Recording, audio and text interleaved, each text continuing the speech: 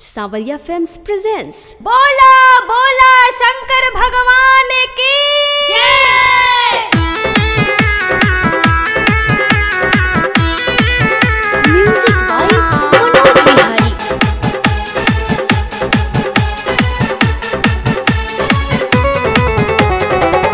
हमर भंगिया पिसत हाथ लाल भइल बा, देखी ओकरे चलते भोला से बवाल भइल बा, बवाल भइल बा। हमर भंगिया पिसत हाथ लाल भइल बा, देखी ओकरे चलते भोला से बवाल भइल बा। महेश जी की बतिया से तर जाइबे, गांजा पियो नहीं छोड़ब तो हम मर जाइबे। महेश जी की बतिया से तर जाइबे, गांजा पियो नहीं छोड़ब तो हम मर जाइबे। सावरिया फिल्म्स प्रेजेंट्स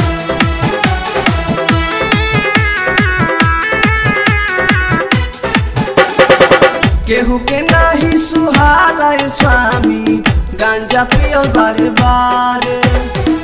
भक्त सब झूमे उठल रौद दाराबार, रौद दाराबार। केहू के नाही सुहाला स्वामी, गांजा पियल बारे बारे।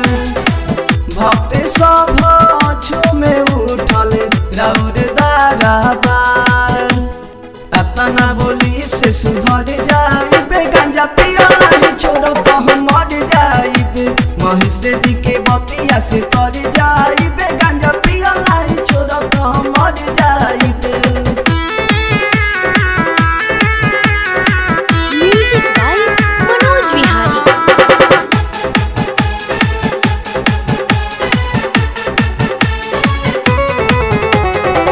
झोपड़ी छोड़ के आई स्वामी, जल्दी से कैलाश जी। रउआ बिना सुना लागे सब संसार जी, सब संसार जी। झोपड़ी छोड़ के आई स्वामी, जल्दी से कैलाश जी। रउआ बिना सुना लागे सब संसार जी। रितेश विकास के घर जाइबे, गांजा पियो नहीं छोड़ब तो हम मर जाइबे। महेश जी के बतिया से तर जाइबे, गांजा पियो नहीं छोड़ब तो हम मर जाइबे। हमर भंगिया पिसत हाथ लाल भइल बा, देखी ओकरे चलते भोला से बवाल भइल बा। महेश जी के बतिया से तर जाइबे, गांजा पियो नहीं छोड़ब तो हम मर जाइबे। महेश जी की बतिया से तर जाइबे, गांजा पियो नहीं छोड़ब तो हम मर जाइबे। महेश जी की बतिया से तर जाइबे।